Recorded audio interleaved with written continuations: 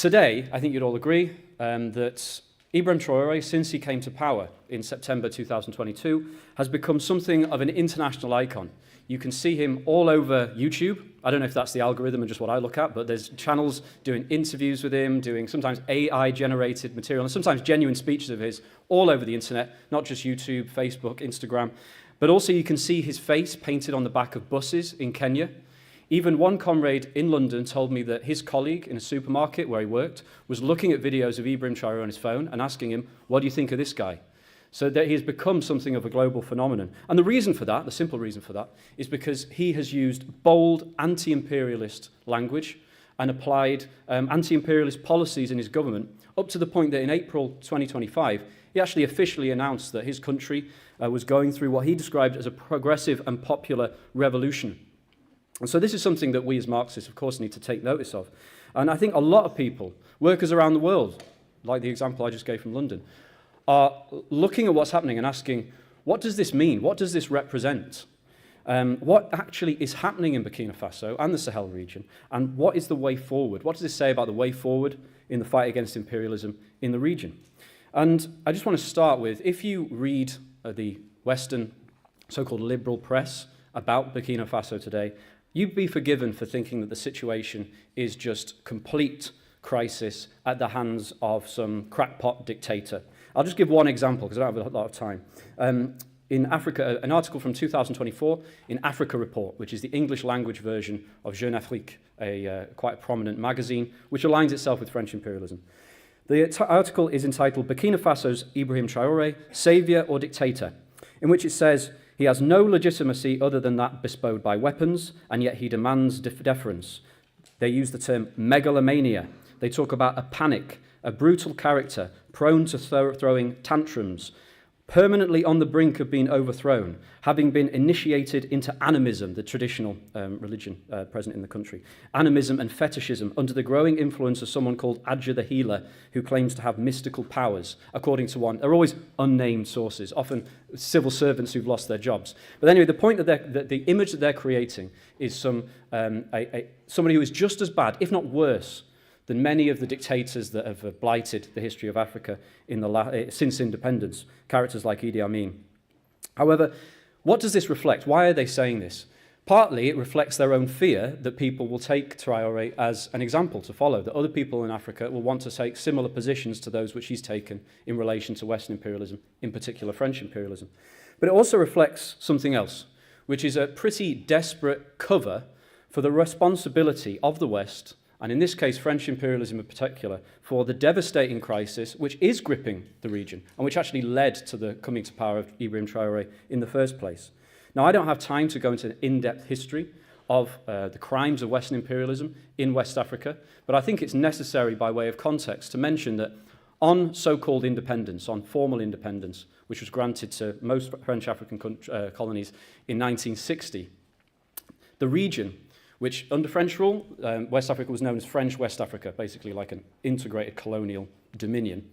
It was balkanized. The entire region was balkanized and split up into a patchwork of weak states with the incapacity to control their own borders and often with border disputes stitched into the fabric of the region from the very beginning.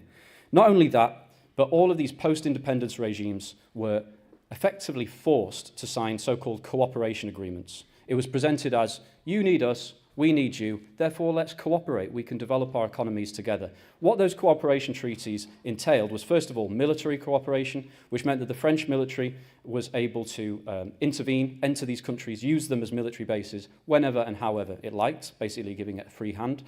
Political cooperation, which meant that European so-called advisors would stuff the ministries of these African governments, often ordering ministers, elected or otherwise, about like their own personal valets. In fact, the number of French advisors in African governments increased by the 1970s. That's after independence.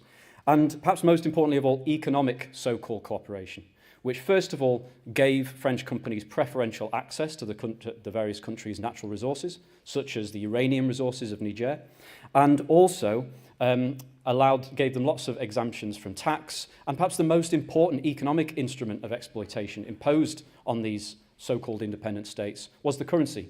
The colonial currency, which was known as the CFA franc, and still is, that gives you an indication of what it is, was actually retained. They changed the name. It used to be called the French African Colonies franc. Now it's called the African Financial Community franc. It's the same initials, CFA franc. It's the same currency. Printed in France, based on a fixed exchange rate between the CFA franc, the African currency, and the French franc, now the euro, of course. And that pegging was set by the French Treasury. It was the French state that decided the exchange rate. And this was fixed, so these African countries could not devalue their currencies in order to become more competitive with neighbouring African countries, and certainly not more competitive with France. And what it meant, I can't go into too much detail, but what it meant in practice was that French companies could withdraw capital and profit instantaneously, because you had instant convertibility between the two currencies. I should also mention that the currencies, up to half of the country's currency reserves, were to be held in France. So this state of, it was often referred to as neo-colonialism, but basically this state of colonial domination was retained in these countries. French companies could extract capital as easily as they like. At the same time, the exchange rate was pegged in such a way that French exports were more competitive than other foreign powers and certainly other African countries. So these countries were kept in a state of political and economic dependence, where on the one hand they're exporting raw materials and on the other hand they're importing more high-tech goods from France, which benefited the French capitalists in a number of different ways. But the glue that held all this together was a policy known as La France-Afrique, which effectively amounted to propping up various different dictatorships and otherwise undemocratic regimes in the region to play by the rules written by French imperialism. So a government, no matter how reactionary, no matter how repressive, as long as they maintained these cooperation agreements, they could rely in a kind of mafia-like support where if a popular movement or some coup emerges from within the regime, the French military and French imperialism would intervene to keep them in power, and they did this many times. There's a list as long as my arm of examples of French intervention in countries like this. Conversely, if a government refused to play ball and refused to play by the rules and wanted to break from this, they would be isolated, their economy would be broken by sanctions, withdrawal of aid, and even the military would intervene to carry out regime change. They did that as recently in the Ivory Coast as 2010, 2011. And so this policy, this system of exploitation and plunder worked pretty well for French imperialism for quite a long period of time. And in Burkina Faso, this takes it's many expressions, but maybe the most egregious is the regime of Blaise Compaoré, who ruled for almost 30 years. He is the man who assassinated Thomas Sankara, and I'm going to talk about that a little more in a while. And after assassinating Sankara, he established first a direct military dictatorship, and then he introduced so-called multi-party democracy, under which he never lost an election, and basically ruled as a one-man dictatorship, but was a key French ally in the region, not only to plunder Burkina Faso, but also as a base of support in the entire region. What was the effect of all this? You can probably imagine the effect of all this on the living conditions of the masses in these countries. And the overall result was a complete lack of economic development. Next to no development of the productive forces. Now, let's not forget that the development of the productive forces is the basis, ultimately, of all human progress. So what does that look like? It means that as late as 2018, up to almost 60% of the Burkinabe population were in extreme poverty, so under $3.65 a day. The literacy rate for the entire country was 30%, so a minority of people in the country were illiterate, and the figure was even lower for women. Not only that, but in the countryside, as you can imagine, the majority, absolute majority of about 80% of the population were peasants living and working in the countryside. Of those, the majority were subsistence peasants, so not even producing for the market, but actually just farming in order to meet their direct day-to-day needs, and incidentally finding it more difficult to do so. But even in the cities, the working class was a small minority in the cities. The informal economy stood at 95% of the economy. Now, what informal economy is kind of a euphemism to refer to a fluctuating state of precariousness and unemployment, effectively. People who sell drinks by the side of the road, rickshaw drivers, are classed as small business owners. In reality, they're in the informal economy.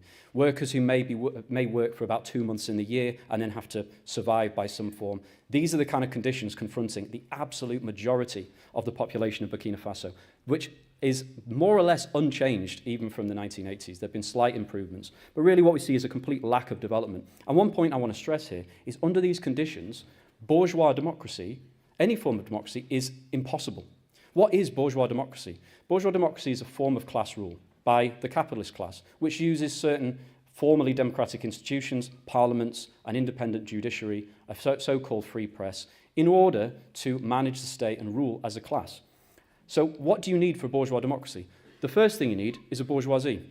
And if the bourgeoisie in a country is absolutely tiny and in reality barely exists as a genuine class, the elite of the bourgeoisie in countries like Burkina Faso, Mali, are individuals who are appointed to the boards of foreign multinationals, essentially as the employees, the lackeys of foreign capital. Is that really a genuine indigenous bourgeoisie?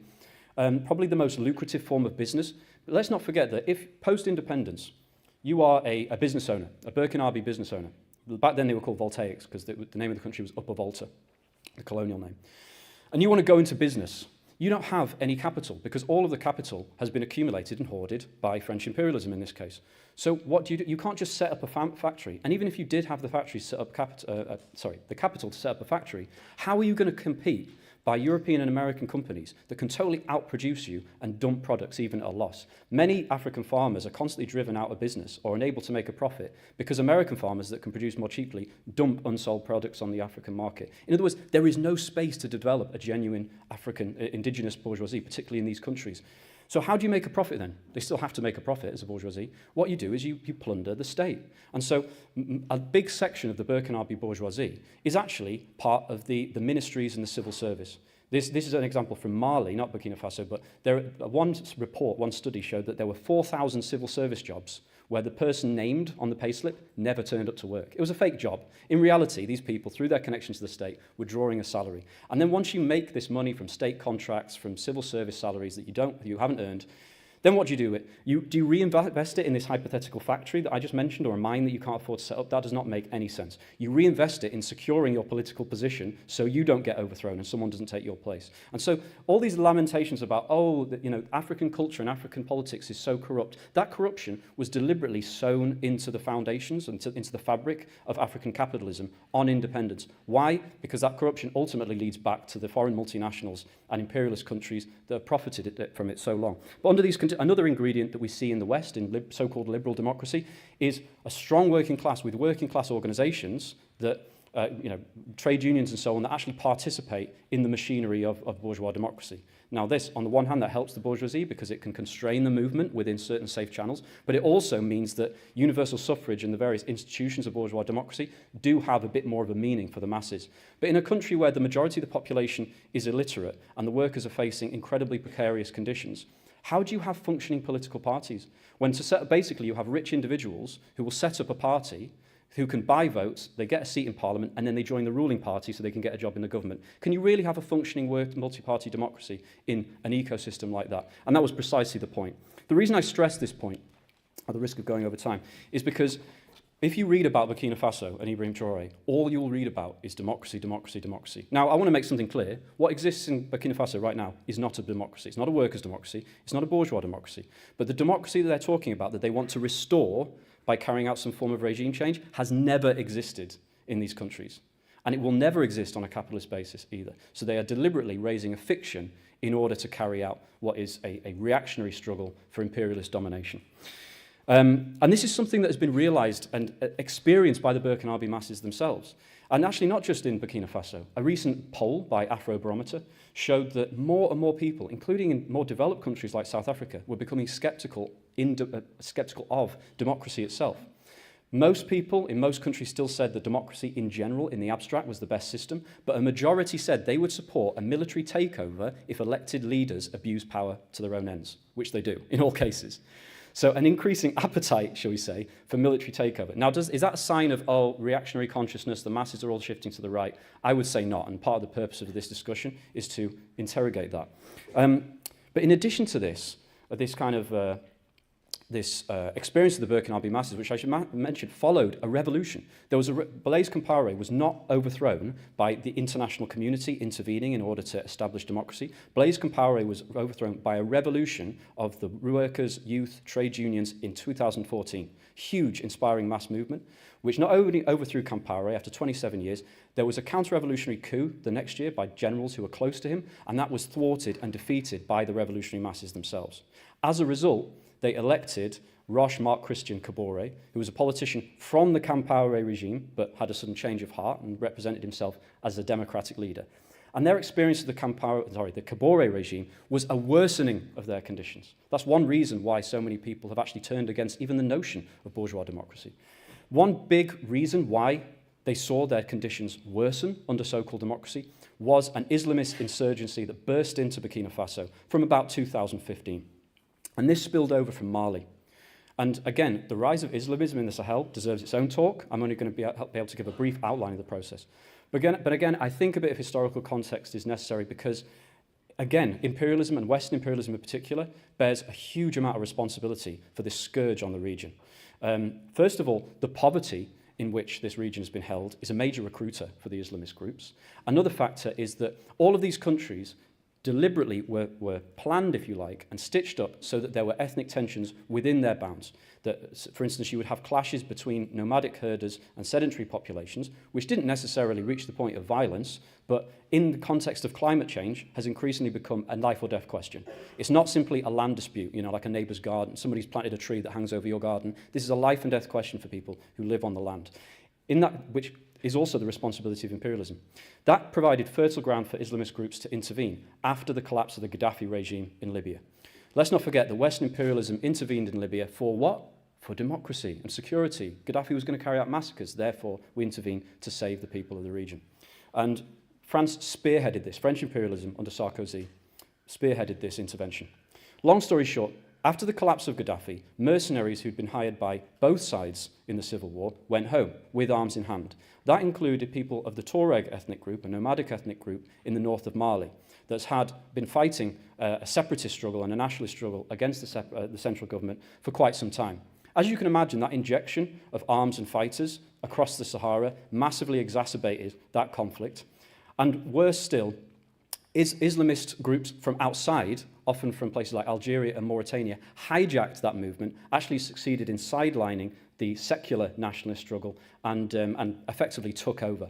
At one point, it looked like this Islamist insurgency could take the capital, Bamako, at which point French imperialism under François Hollande intervened quite decisively with thousands of troops. They succeeded in pushing the Islamists back, but they did not succeed in eliminating Islamism. Instead, at the peak of the intervention, you had up to 20,000 troops from France and the UN. And despite this, at the same time, the Islamists spread out from the remote north of Mali throughout the north of the country in the centre and into Niger and Burkina Faso, which had next to no Islamist attacks prior to this. It reached the point that by 2019, which is before the coup, of course, 4,000 schools were closed as a result of the insecurity. The number of people needing emergency food assistance in the region, including Burkina Faso, almost quadrupled between 2015 and 2022. I just want to mention tangentially, throughout all this period of chaos and collapse in the countryside, GDP grew on average 4.9% a year. In Britain, we'd celebrate that as a miracle. All it goes to show is this so-called GDP growth has nothing to do with economic development and the conditions of the masses, because it's all been siphoned out. And so this creates a situation where you have increased insecurity, of course, 1 million people internally displaced, and disgruntlement within the ranks of the army, soldiers complaining about not having any rations, not having enough bullets, having to share 100 rounds between themselves, not having bulletproof vests, and a situation of where the government is completely isolated, hated by the majority of the population, and approaching a revolutionary situation opening up, to put it bluntly. From the end of 2021 onwards, mass protests in the capital. And what happens next is that in January 2022, there is a coup by a group of officers led by Paul-Henri Sandaogo Damiba, who sets up what he calls a government of national salvation. So this is a transitional military government in which he says, we are now going to ensure security and impose order. Only 9 months later, his military government is overthrown by another group of junior officers led by Ibrahim Traoré, Captain Ibrahim Traoré, on the 30th of September 2022. Initially, Traoré in his speeches, he didn't talk open about revolution. He did talk about our revolt, but for him the revolt was securing order and security and economic development for the country, and setting up expanding recruitment, of organizations called the Volunteers for the Defense of the Homeland, which were basically like a national defense militia against the Islamists. But within a month of Traoré taking power, he decisively broke with Western imperialism, and French imperialism in particular. He insisted that French troops withdraw from the country and turned towards Russia, inviting Russian troops and Wagner mercenaries into the country.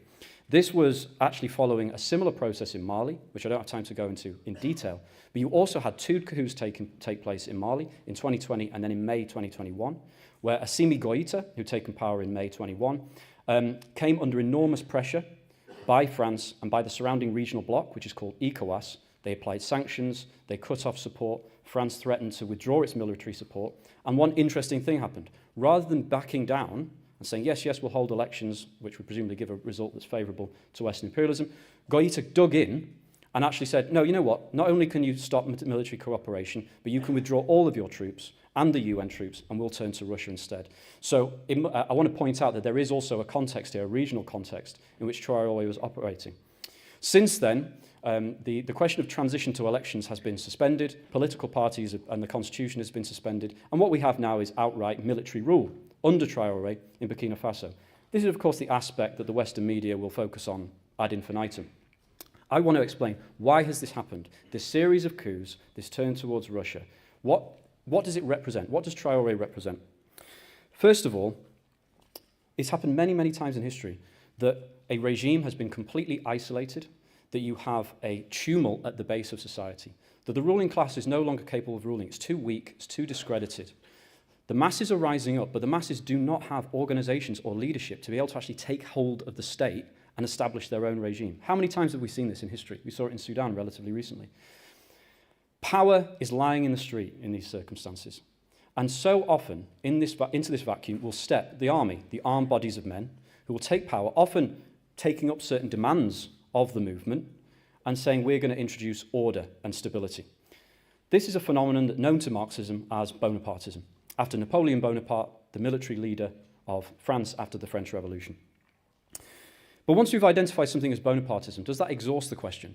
Are all Bonapartist regimes identical? I mean, this is a military dictatorship. It's quite a classical example of Bonapartism, if you like. But does that mean all Bonapartist regimes are the same? When Al-Burhan and Hemeti in Sudan carry out a coup to crush the revolutionary movement in Sudan and basically restore the old regime, that is a form of Bonapartism. Is that identical to what has happened in Burkina Faso? I would say not. And there are many examples in African history where groups of officers have taken power in coups, established military dictatorships, whilst leaning on a wide section of the masses and actually struck blows against the old order, against the ruling class, and even against foreign imperialism. And I think it's necessary for us to be able to understand why that happens. Why is it that, even though they're Bonapartist regime, that rest on a bourgeois basis, a capitalist basis, why does this take place? The first thing to point out that in no country is the army a single homogenous bloc where they all think the same. All armies, in a more or less distorted way, do reflect the underlying class composition of society and the class struggle. This is even more the case in poorer countries, where the army actually represents one of the most stable forms of employment in the country. So not only do you have a kind of class division within the army from the very beginning, where on the one hand you have the rank and file, which will be drawn from the working class and peasantry. You have the generals at the top, who are basically part of the ruling elite and are basically just giving each other positions in order to exploit the country. And then in the middle you have an officer caste, and of course you have various different gradations of officers. We have an officer caste that are closer to the conditions of the masses than the officers often are in a country like Britain. To give you an example, Ibrahim Traoré is an example of this. Ibrahim Traoré is from a relatively rural part of the country. He's the son of a nurse and a housewife, so a relatively working class background. Although that's still a more stable form of income, he was probably better off than the majority of Burkinabe citizens, but still not a member of the ruling class. He was able to secure a university education, which does put him in a minority. He studied at the University of Ouagadougou and studied geology. After that, what does he do? He joins the officer caste of the army. Many times you've seen this, that people have joined the officer caste either for a university level education or for career prospects. He's not part of the elite, he can't go abroad, he's not going to get appointed to some foreign mining company, assuming that's what he wants in the first place. He goes into the army. And in this, he sees this class differentiation. People speaking to the media have said that he ate, rank and file soldiers, he ate with us, he shared water with us, and he apparently expressed resentment at generals sitting in air-conditioned offices, sending troops to their deaths against the Islamists, this is in 2018, without ever really seeing the real conditions of the front. This is a phenomenon that we've seen many, many times in African history, because the problems are the same. And so there is often a tension within the army itself between different wings of the officer caste, often a more senior officer caste who basically defend the status quo, and a junior officer caste that can become radicalized, not only because they see the conditions of the masses and they resent the wealth of the elite and the inequality, but they also become radicalized by seeing their country constantly held down and humiliated, effectively, seeing the backward conditions, seeing the inability of the state to actually break free of this domination. And so there have been many times in history where the junior officer layer have become radicalized by ideas like nationalism, Pan-Africanism, and even socialism. A classic example of that is Nasser in Egypt, who led a group of young officers. Gaddafi also came from the junior officer, relatively more junior officer caste. And so the intrigues and power struggles and the various coups and counter-coups that you see in these countries, on the face of it, it just looks like, oh, well, one set of soldiers overthrowing the other, it's all the same. That would be a very crude analysis. In reality, these intrigues don't just represent individual ambition and greed. That might also play a role. I'm not going to discount that. But they also reflect the underlying class struggle. And so when I spoke about the Damiba regime, that regime had, on the one hand, the same officer caste that has existed up until that point, so the same more right-wing senior officers and the junior officers who were expecting some kind of improvement. That tension within the regime was exposed when there was also a debate going on within the transitional government about whether to continue cooperating with France or whether to turn towards Russia, as Mali had done. Damiba basically was unable to resolve these contradictions, didn't make any progress. There were a series of ambushes against the army, which were catastrophic, leading to a mutinous mood, and that set the stage for Traoré's coup. That explains how Traoré had come to power, even though there'd only been a coup back in January, but why the turn to Russia? I already talked about Mali, and here we have to talk about the international context, of course. Now, about 20 years ago, Western imperialism, particularly the United States, was the only game in town. If you stood up against the United States and France, you would be isolated, your economy would enter into a state of collapse, and you would be overthrown. And they carried this out successfully. But something has changed since then, which I'm sure you've been discussing throughout this event.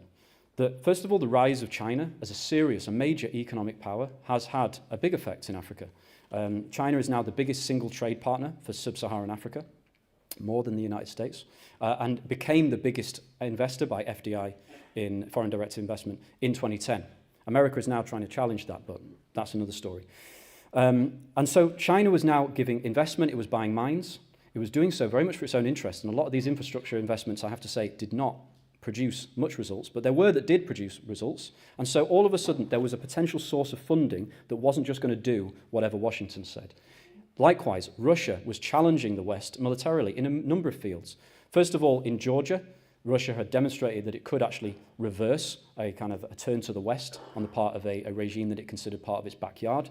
In Syria, Putin's Russia intervened on the side of Assad and propped up that regime for quite a long time. In the Central African Republic, Russian mercenaries were absolutely indispensable for keeping Touadéra in power in the Central African Republic. And then Russia had successfully defended itself against sanctions not only before, but of course during the Ukraine war. And so Russia was seen increasingly in Africa as a possible alternative, that maybe they would be able to provide us with the military support and equipment that currently were dependent on the likes of France for. So it's within that context that when Goïta came to power in Mali in May 2021, sorry to keep on skipping between countries, because he's the first, when he came to power, the West and ECOWAS, the regional bloc, tried the same playbook as they always have done. First, they suspended their membership, they suspended trade, they suspended military cooperation, thinking, well, the crisis would be so deep, he'll be forced to negotiate or will be overthrown in a coup. But because of the alternative that existed, rather than backing down, he dug in, as I mentioned earlier, and turned towards these countries, which has set off a process with a logic of its own. That's also something that we have to take into account. Like Traoré's rule does also represent this phenomenon, but I'll come back to this question. And finally, there is also the impact on consciousness. It's not just a question of geopolitics. There is, of course, a class struggle and a rising class consciousness, a revolutionary consciousness actually within the country, and particularly within the youth. Traoré became a global sensation back in 2023 when he attended the Russia-Africa Summit.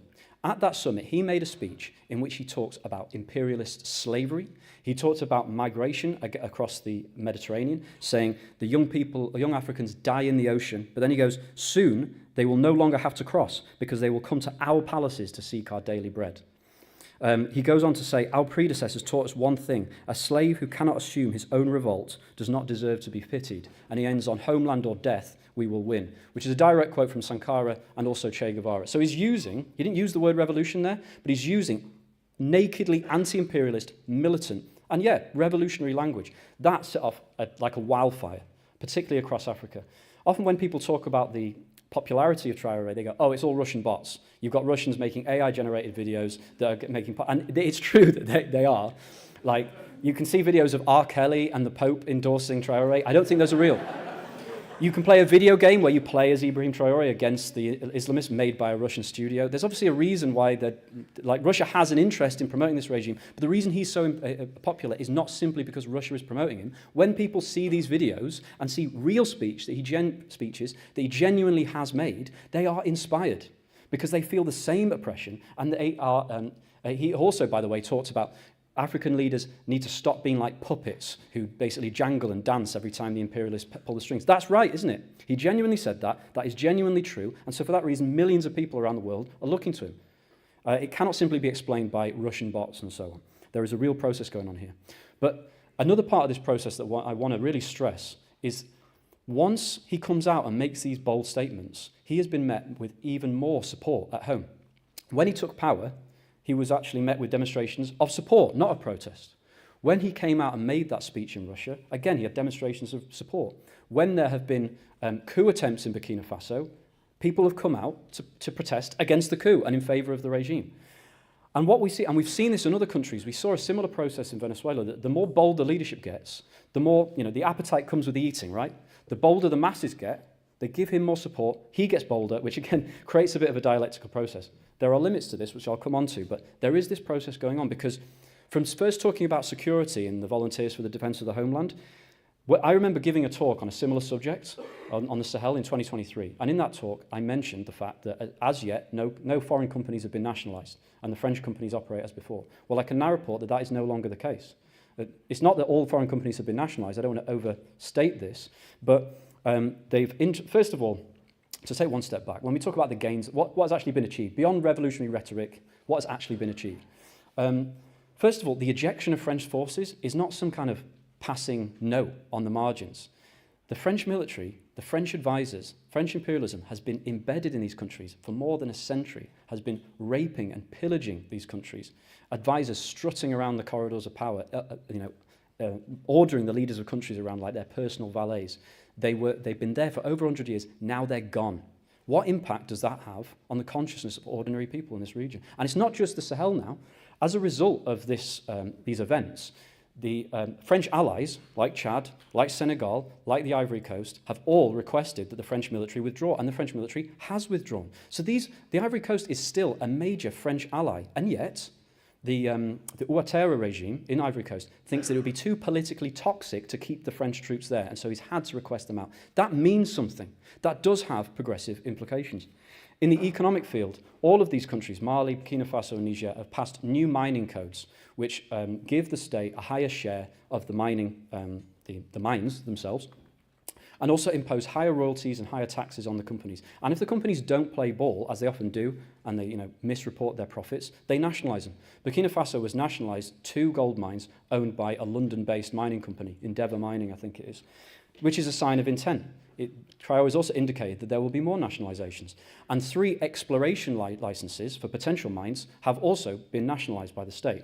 This is not a nationalised planned economy, but this is a step in the right direction. This is a step towards greater economic independence. And the impact of this, it's been modest because the crisis still exists in the country, but public wages have actually been reduced. The wages of ministers have been halved, which again is inspired by Sankara, we're going to talk about in a minute. The extreme poverty rate has reduced by 2%. Again, a modest gain, but considering the conditions of crisis, these are gains that we should take note of. And this has culminated. Oh, I should also mention, I just read this today, but back in February, the government decreed the nationalisation of all rural land. Now, one thing I have to add is Sankara also nationalised the land, but that was always left kind of on paper because of the counter-revolution. I'm teasing parts of the rest of the talk, but I think it's necessary to point that out. But this announcement of the nationalisation of rural land means that no foreign buyer can now buy land in Burkina Faso. And I think that this reform is intended to kind of gain support within the peasantry. And in April of this year, Traoré announced officially this progressive and popular revolution, which wasn't just a slip of the tongue. It's actually, you can find it on the president's website. It's become effectively an official slogan of the state. Now, there's a question here. Is this just a ruse? You know, is it cultivating a revolutionary image to make people like him so he can continue robbing the country or something like that? I'm not a mind reader.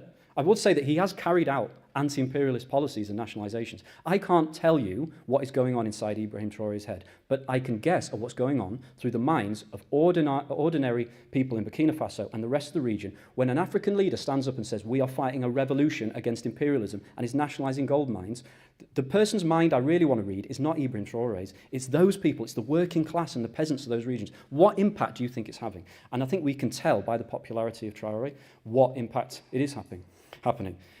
This is reflecting a really significant development in consciousness. If you wanted to sum up this process, what does Traoré represent? He's not created this from scratch. He is an expression of this, but it's an expression that is dialectically having an impact.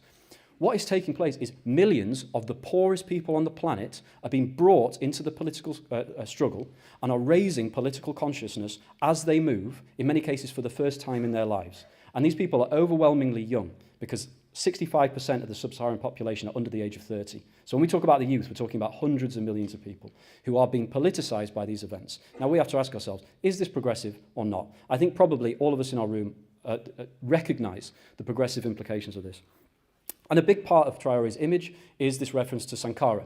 He dresses like Sankara, the red beret and military fatigues. Sankara wore that, the gun on his hip. I don't know if you saw this, but he attended the inauguration of the Ghanaian president with a gun on his hip, and which is not usual.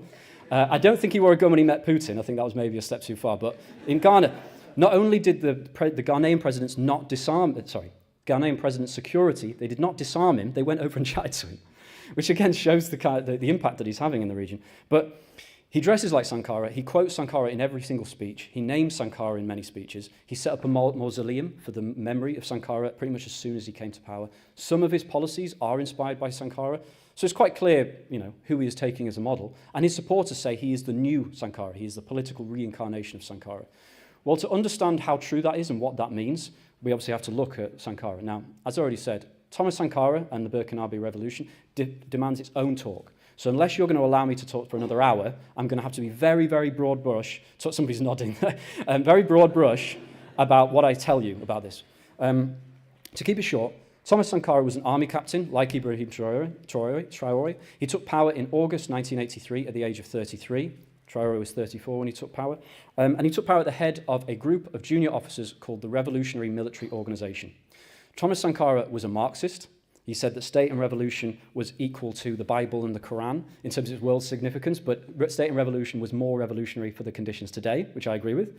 And so he was explicitly a Marxist, and many in the Revolutionary Military Organization were either Marxists or they were inspired, you know, they were touched by Marxism.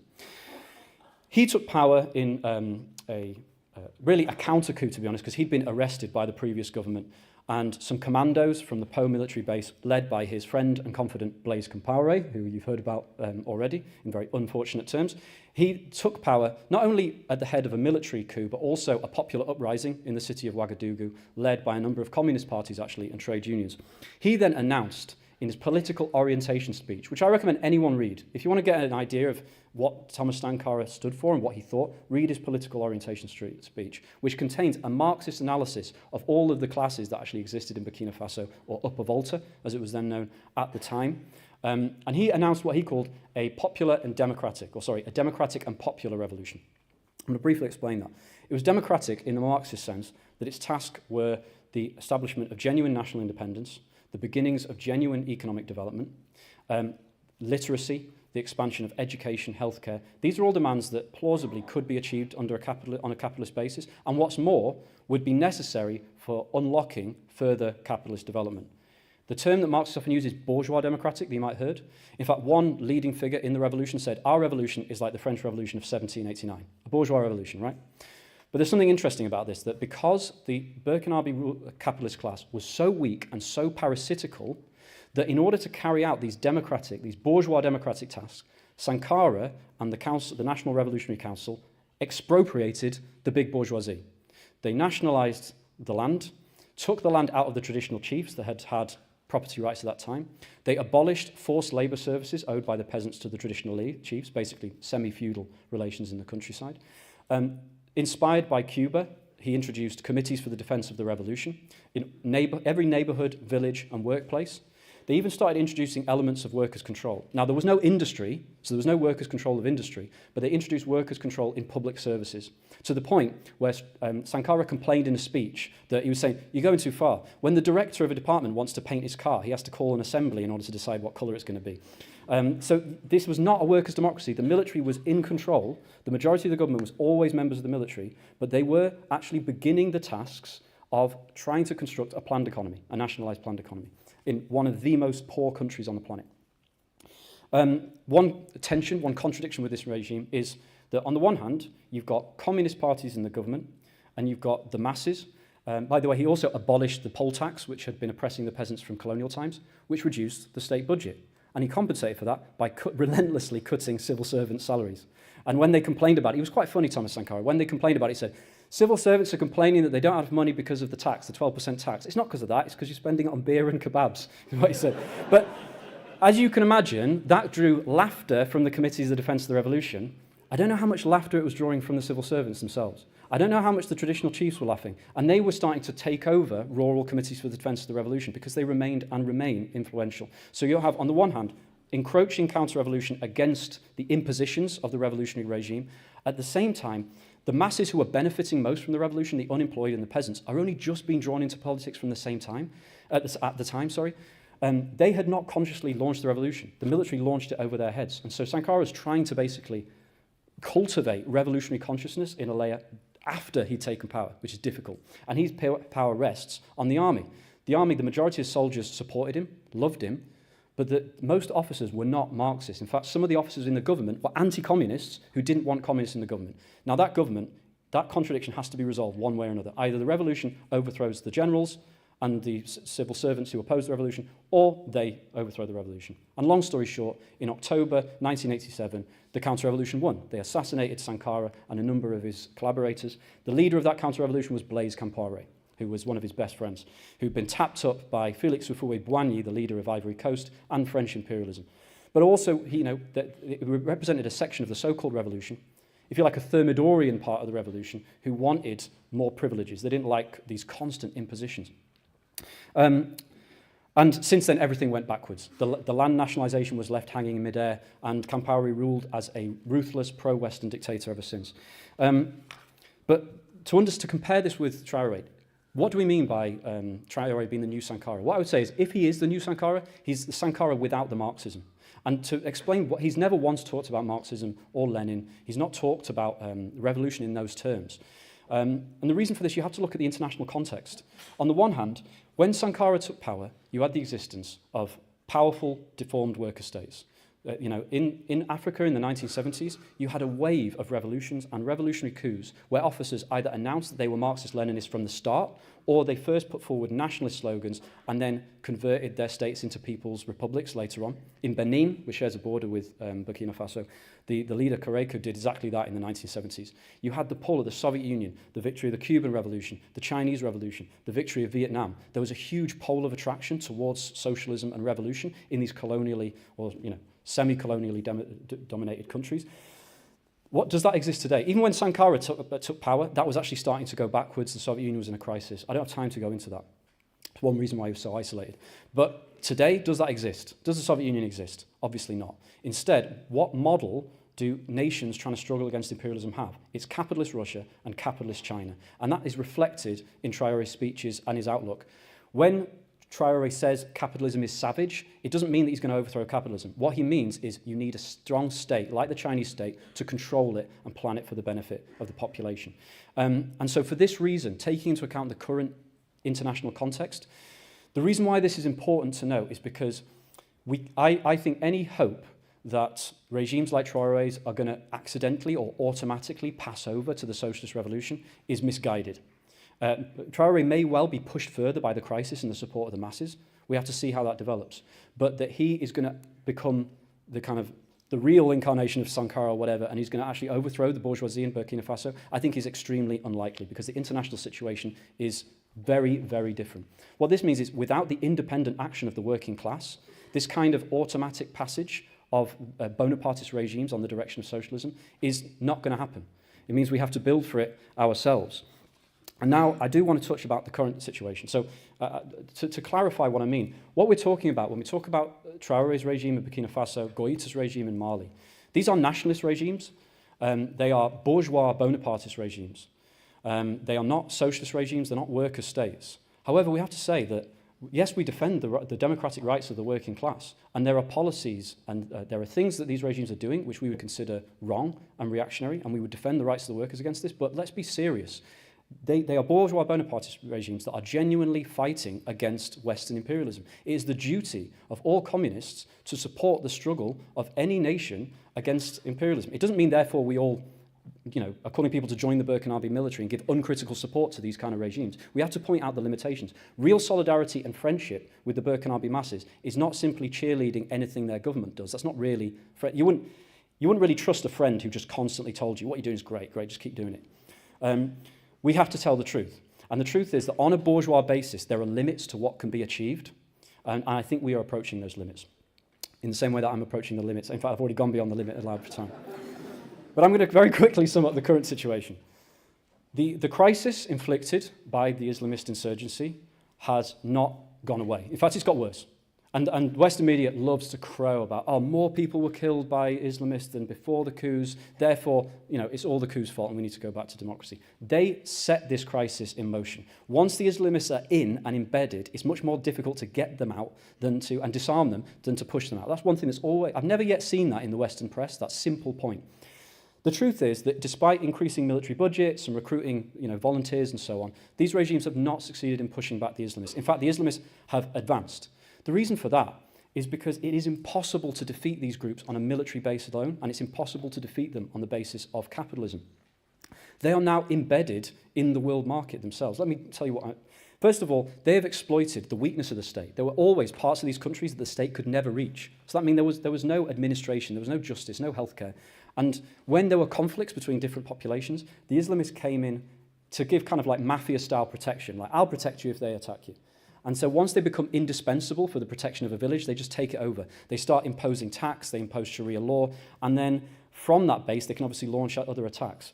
They steal cattle, thousands of head of cattle from farmers, and then they smuggle it out to countries like Ghana and the Ivory Coast, where cattle traders, are a significant part of the bourgeoisie. They mix up the cattle with their legitimate cattle and sell it on. So it's not just limited to Burkina Faso and these countries. They smuggle gold, small-scale gold mining. They obviously stand at the head of the mine with a gun. They take their piece and then sell it on to middlemen who then trade through countries like the Ivory Coast to sell the gold to places like the UAE and China. In other words, Islamism has made itself a part of the capitalist world market. This barbarism is not just barbarism or pure state collapse. It's a special capitalist barbarism that is now completely intertwined with the cold, hard logic of capitalism itself. So how can you get rid of that? And as I mentioned earlier, the biggest recruiter for these groups, the best asset that these groups have is the poverty of the masses. You have men, it's not the majority, but you have men in villages who voluntarily join the Islamist groups, perhaps not enthusiastically, but they join, not because they agree with their Wahhabi ideology, but because they give you... One guy was interviewed in The Economist. He said, if you join the group... Jinim is one of the groups, Jen-I-A-M. If you join Jinim, they give you a motorbike, they give you a salary, you get to eat meat, they give you a wife. I can't get that anywhere else. So as long as the conditions of the masses are so bad that joining an Islamist group is actually a genuine career path, however dangerous and reactionary it is, then you are going to struggle to beat these groups. What is necessary is the economic integration and planned development to give work, to increase the productivity of the land so the peasants can get more out of it, but also to provide work in the cities and in the countryside, real jobs in good conditions that can actually give the peasant masses something to fight for as well, to push back the Islamists, whilst also strengthening the state economically in order to be able to carry out this fight. That, as you can tell, is not possible within the confines of Burkina Faso or even the whole of the alliance of the Sahel states, which is set up with Mali and Niger. The truth is that also the reactionary neighbouring states, like Ivory Coast, the government of the Ivory Coast, are playing a role here. When these coups took place, ECOWAS, the regional bloc, threatened to invade Niger. Now, you're telling, but now the Mali regime is fighting for its life. I'll be blunt. Bamako, the capital, has been encircled by Janim, who are cutting off almost all fuel supplies. Right now, while I'm speaking, 1 or 2 convoys get through once in a while. If that maintains, so people are waiting days for fuel for their homes, businesses are shut, schools have been shut because teachers can't get to the schools. This is a breakdown in society they're imposing. The idea is that the pressure results in a coup against the Goïta regime, which then will negotiate with the Islamists, and I'm sure the imperialists are thinking they'll negotiate with us as well. In that condition of crisis, you would think countries neighbouring Mali, like the Ivory Coast, would send military support to ensure that the fuel convoys that are coming from their country would be able to get to Bamako. Because otherwise, if Bamako falls, then the Islamists are going to spread. They're not doing that. Instead, when Niger had a coup, they threatened to intervene with an army. Now, you're telling me that ECOWAS can pull together an army of thousands of soldiers to invade a member state, but they can't pull together a task force to ensure that oil convoys are coming to a country that's about to collapse on their border. The point is that these countries that are closely allied with French imperialism, I don't think they want the collapse of these states because they know the implications for them, but they will consider that a lesser evil to the success of these states. If these regimes are in any way successful, it poses a risk to their own rule and, of course, the interests of French imperialism with which they are very closely tied. And so, frankly, the enlightened democratic international community is prepared to watch these countries starve and eventually collapse and have to do some kind of deal with Islamists, which would result in the imposition of Sharia law everywhere. What that means in practice, by the way, is that women who leave Bamako is still under state control. Women who leave Bamako on a bus have to put a veil on and sit separately from the men, because if they get caught, if their bus gets stopped and they get caught, then they'll get whipped. That's what's happening in the countryside in Mali. So they would see the victory of that group as a lesser evil compared to the victory of these anti-imperialist regimes. Those are the stakes. I also need to talk very briefly about the question of Russia and China. They turned to Russia and China for support. What has been the result? The fact of the matter, and I've spoken to people in these countries, there is a huge amount of disappointment and bitterness towards these so-called anti-imperialist allies. Not because they have behaved exactly the same way as France. These countries have not simply become puppets of these other imperialist governments. That's one thing I want to emphasize. The real problem has been they have not provided the support they need. Wagner came in with a few thousand troops. They've actually left Mali now. One reason they've left is because they were disappointed that they couldn't get hold of mining rights. In every country Wagner has come into, they have established control over certain economic assets, which they've then, made a profit from.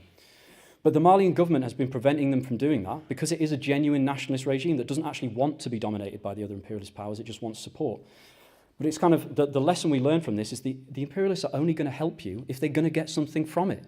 So they've left. Why should I get shot in the Sahel by an Islamist if they're not going to give us the gold that we're after in the first place? So we're learning, the people of Mali are learning a harsh lesson in that the enemy of my enemy is my friend will only take you so far, to be honest about it. Like, what's China doing? China is happy to sell weapons to these countries, is happy to buy mining licenses and sign investment pacts, but beyond that, it doesn't do anything. And this is a pattern with China throughout all of Africa. In reality, China's win-win strategic partnership with Africa essentially means if you live, China wins. If you die, China wins. It's okay, because we're going to do a deal and invest with whoever comes to power. In reality, what this shows is that the only force capable of coming to the aid of the people of these countries is the working class of the region. And the potential exists for that everywhere. And I'll finish on this. The popularity, what Traoré signifies, the popularity of Traoré, signifies, along with the Gen Z revolutions we've seen in other countries, it signifies that the mood for a regional revolution exists in these countries. Speaking to people from this part of the world, there's a recognition that a lot of these states are artificial constructions, and actually more economic integration is required. This is actually something that Sankara talked about, but I'd better move on. That This mood represents the potential for revolution, but waiting for another Traoré in these countries, or another Sankara for that matter, is mistaken. Only the working class, mobilized in its own organizations with a revolutionary party, can actually break through this reactionary cordon and start to plan and develop the economy by expropriating the bourgeoisie who are helping them, trading the cattle, smuggling gold, by integrating the economy on a planned basis. Only on that basis can you achieve the genuine unity that many Pan-Africans strive towards. And only on that basis can you kick out imperialism. And finally, one final point is, when I speak about imperialism, we have to talk about the role of the West here. Still to this day, the West, other imperialist powers as well, but the West and Europe hoard the capital and technology that these countries need to build up their industry, to build up their working class, and to have any kind of effective economic plan. We can't avoid that. The imperialists are only going to use that investment in capital if they're going to get something out of it. So they're not going to help a genuine, progressive regime. The only way that this capital and technology can be used to develop these countries and liberate these countries, not only from oppression, but also from want, is if the workers of countries like Britain and France, the old colonial oppressors, take the productive forces of their countries and the assets held abroad by their companies into their hands, and then use them by in a course of genuine socialist cooperation with these countries, only on the basis of a regional revolution establishing a socialist federation of West Africa and the overthrow of imperialism right here at home, can the tasks of not only the African revolution but the world revolution be achieved. For that we need a party. A whole generation is being moved into political struggle to crystallize the lessons of this movement, to give it an organizational and a political form. These are the tasks of a revolutionary party. So let's build it. Let's build such a party, a worldwide revolutionary party of the working class, and struggle towards the victory of the world socialist revolution. Thank you.